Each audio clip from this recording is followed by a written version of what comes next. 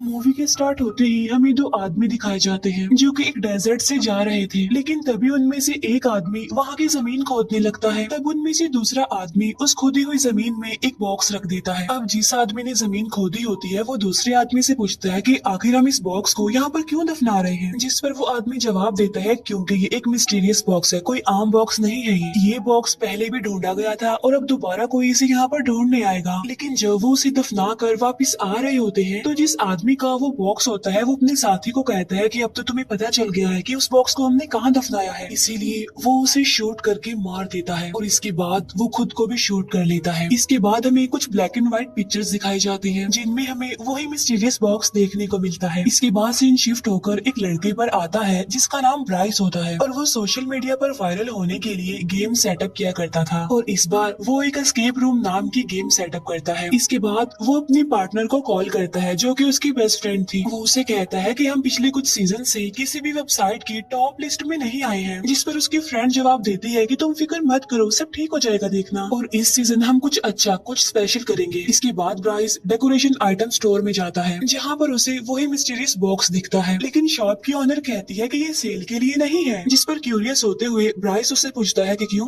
क्या है इसमें ऐसा, जिस पर वो लेडी उसे बताती है क्योंकि इसमें शैतान को कैद किया जाता है। तब ये सुनकर ब्राइस को एक आइडिया आता है कि मैं इस बॉक्स को अपने एस्केप रूम में रखूंगा। इसीलिए जब शॉप की ऑनर किसी काम के लिए जाते हैं तो पीछे से ब्राइस चुपके से उस बॉक्स को लेकर और कुछ पैसे वहाँ पर छोड़कर वहाँ से चला जाता है। इसके बाद हमें एक कपल दिखाया जाता है जो कि दोनों ब्राइस के फ्रेंड होते हैं और ये दोनों ब्राइस के एस्केप रूम में जाने वाले थे। इसके बाद हमें एक और कपल दिखाया जाता है और ये दोनों भी ब्राइस के फ्रेंड थे और इनमें लड़की का नाम जेस था और तभी उसके पास उसके दूसरे फ्रेंड की कॉल आती है जो उससे पूछता है कि तुम कितनी देर तक निकलोगे, जिस पर वो कहता है कि थोड़ी देर में। इसके बाद वो सारे लोग ब्राइस की लोकेशन पर चले जाते हैं जहाँ पर ब्राइस उन सबको वेलकम कहता है। तभी ब्राइस की फ्रेंड इस गेम के किलर के पास जाती है और उससे कहती है कि सब लोग आ गए हैं तो तुम जल्दी से रूम में जाकर छुप जाओ। इसके बाद ब्राइस सबको गेम के रूल बताता है कि तुम एक रूम में लॉक्ड हो जाओगे और तुम्हें उस रूम में कुछ क्लू ढूंढने हैं जिनकी मदद से तुम दरवाजा खोलोगे और वहाँ से एस्केप करोगे। लेकिन हाँ, एस्केप करने के लिए तुम्हारे पास सिर्फ 55 मिनट होंगे और वो रूम पूरी तरह पजल से क्लू से भरा हुआ है और तुमने उन पजल्स को सॉल्व करना है तभी तुम बाहर आ सकोगे। और चाहे तुम जितना मर्जी चिल्लाओगे उस रूम में लेकिन आवाज बाहर नहीं आएगी। वो ये भी बताता है कि उस रूम में मोबाइल फोन्स नहीं है और वहाँ पर नेटवर्क भी नहीं आते। ब्राइस अब उनके फेस को एक कपड़े से कवर कर देता है और चुपके से वहाँ से चला जाता है। अब वो सारे लोग जैसे ही रूम में एंटर करते हैं तो डोर अपने आप से ही लॉक्ड हो जाता है। दूसरी तरफ ब्राइस कैमरा के जरिए उन सबको देख रहा था और लोगों को उस रूम में एक टेप रिकॉर्डर मिलता है जिसमें एक आदमी बोल रहा होता है। वो कह रहा होता है कि जब तुम मेरी रिकॉर्डिंग सुनोगे तब तक मैं मर चुका हूँगा, लेकिन मैं तुम्हें कुछ इंस्ट्रक्शंस देना चाहता हूँ। और मेरा एक बेटा है जो इंसान नहीं बल्कि शैतान है और उसने अपनी मदर को भी मार दिया और उसके अलावा बहुत सारे लोगों को उसने मार दिया और मैंने उसे इसी रूम में चेन से बांधा हुआ है और ये कमरा उसी का था जहाँ पर वो मर्डर किया करता था। और चाहे जो भी हो जाए तुम उसे यहाँ से आजाद होने मत देना और जितनी जल्दी हो सके इस रूम से बाहर निकलो।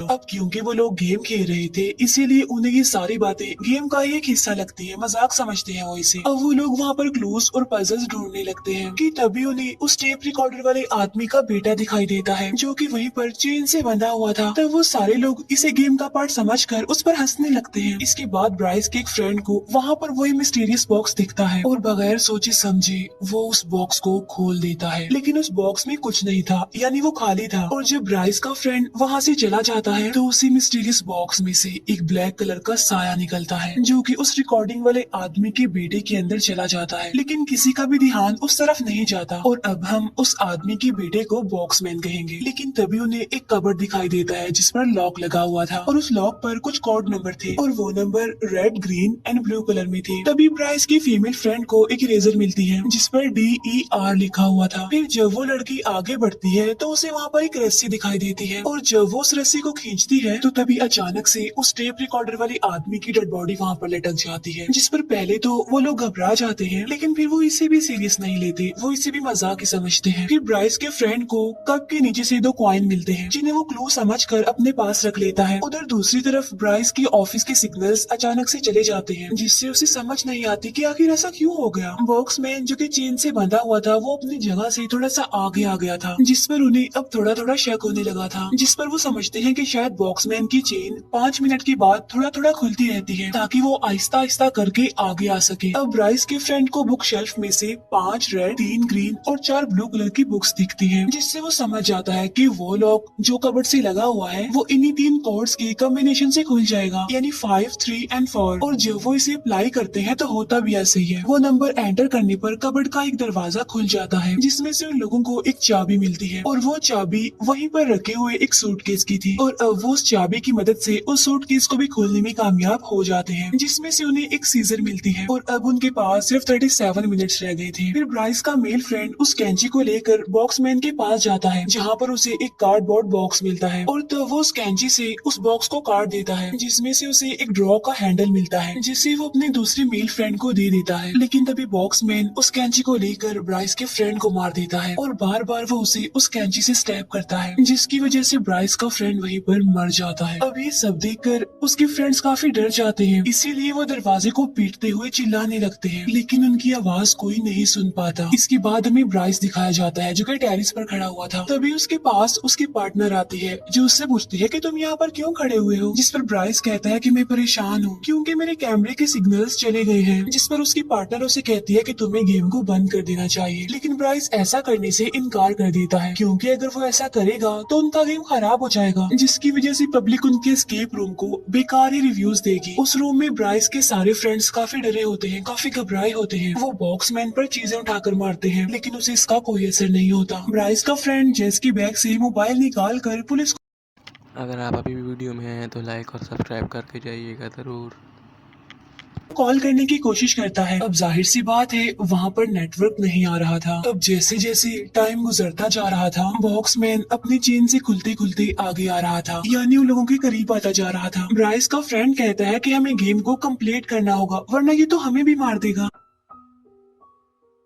तभी उसकी नजर एक ड्रॉअर पर पड़ती है जिसका हैंडल गायब था और वो उस हैंडल को वहाँ पर फिक्स करते हैं जो कि उन्हें कार्डबोर्ड में से मिला था। और ऐसा करते ही वो ड्रॉ खुल जाता है जिसमें से एक छोटा सा बॉक्स निकलता है जिसमें उन्होंने 4 कॉइन डालने हैं। उसके बाद उन्हें एक चाबी मिलेगी। अब 2 कॉइन तो उनके पास थे जो कि उन्हें पहले मिले थे, लेकिन अब 2 कॉइन ढूंढने होंगे। और तभी उन्हें दीवार पर लगी 2 पेंटिंग्स अजीब लगने लगती है और जब वो उसे चेक कर ही रहे होते हैं तो ब्राइस की फीमेल फ्रेंड को लग रहा था कि उसका वो फ्रेंड अभी भी जिंदा है जिसे उस बॉक्समैन ने कैंची से मारा था, इसीलिए वो उसके पास जाने लगती है। और अब उन लोगों के पास सिर्फ 25 मिनट रह गए थे और इसके बाद बॉक्समैन आगे आता है और वो ब्राइस की फीमेल फ्रेंड के सर में भी कैंची घुसा कर उसे मार देता है। अब ये देखकर जेस और उसका फ्रेंड और ज्यादा घबरा जाते हैं और काफी डर भी जाते हैं, इसीलिए वो दोबारा से गेम में लग जाते हैं। पेंटिंग को गौर से देखने पर उन्हें बहुत सारे ट्रायंगल्स उस पर दिखते हैं, जिनमें से 2 ट्रायंगल्स तो बटन थे, इसीलिए वो साथ वाली पेंटिंग पर बटन के ऑर्डर्स को प्रेस करते हैं जिससे वो पेंटिंग ओपन हो जाती है और वहाँ से उन्हें 2 कॉइन मिल जाते हैं। अब वो उन दोनों कॉइन्स को बॉक्स में डाल देते हैं और जो 2 कॉइन उन्हें पहले मिले थे वो तो उस बॉक्समैन के पास थे। तब ये देखकर वो काफी डर जाते हैं। ब्राइस के फ्रेंड को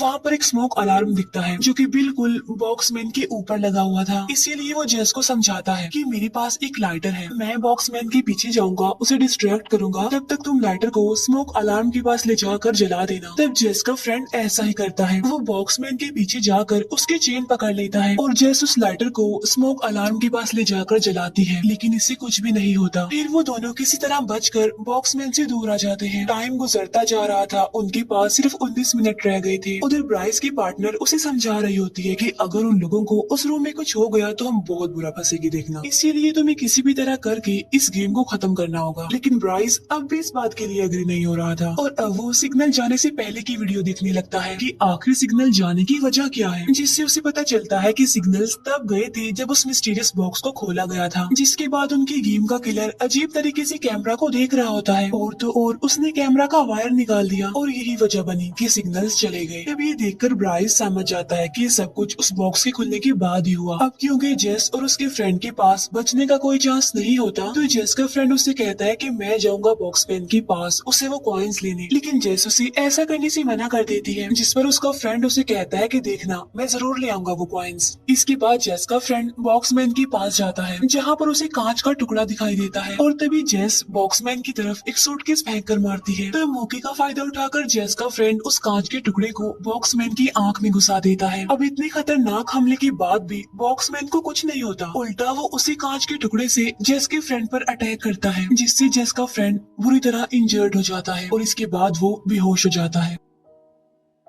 अब इसके बाद बॉक्समैन जेस की तरफ बढ़ता है और उसे बगैर कुछ कहे वो दोनों कॉइन्स दे देता है और तब जेस उन दोनों सिक्कों को उसे बॉक्स में डाल देती है जिसके अंदर से उसे एक चाबी मिलती है और वो उस चाबी से कबर्ड का दूसरा दरवाजा खोलती है जिसके अंदर से उसे एक हुक मिलता है। वो उस हुक को लेकर वहीं पर पड़े एक बॉक्स में डालकर घुमाती है जिसमें से एक जोकर बाहर आता है और उसके हाथ में एक नोट था और उस नोट में UN लिखा हुआ था। अब मुसीबत बढ़ती जा रही थी क्योंकि सिर्फ 10 मिनट रह गए थे। फिर ब्राइस एस्केप रूम का दरवाजा खोलकर अंदर चला जाता है लेकिन बॉक्समैन उसे बाहर की तरफ धक्का देता है और फिर से दरवाजा बंद कर लेता है। तब ब्राइस की चाबियां अंदर ही गिर जाती हैं। ब्राइस जल्दी से अपने पार्टनर को पुलिस को कॉल करने के लिए कहता है। एस्केप रूम में बॉक्समैन ब्राइस की चाबियों को लेकर एक कॉर्नर में फेंक देता है और अब सिर्फ 5 मिनट रह गए थे और देखते ही देखते बॉक्समैन खुलता जा रहा था और जेस के और करीब आता जा रहा था। अब जेस फिर से उस UN वाले नोट को देखती है और जो इरेजर उसके पास होती है यानी जिस पर DER लिखा होता है वो उसकी मदद से UN को इरेज करने की कोशिश करती है जिसके ऊपर कुछ एरोस बने हुए थे और वो भी बिल्कुल किसी बटन के ऑर्डर्स की तरह ही लग रहे थे। लेकिन यहाँ पर जेस को कुछ भी समझ नहीं आती, इसीलिए वो उस कांच के टुकड़े को उठाकर बॉक्समैन को मारने जाती है। लेकिन तभी मेन डोर पर सेम वैसे ही एरोस दिखाई देते हैं जैसा उस नोट पर लिखा हुआ था UN पर, जिसे देखकर जेस समझ जाती है कि इसी से ही दरवाजा ओपन होगा। और जब जेस वहाँ से जाने लगती है तो बॉक्समैन उसे रोक लेता है और उसे विजन दिखाने लगता है जिसमें जेस के तीनों फ्रेंड्स उसे हेल्प मांग रहे थे। लेकिन यहाँ पर जेस उसकी चाल में नहीं आती और अब सिर्फ 16 सेकंड्स रह गए थे। जेस उस कांच के टुकड़े से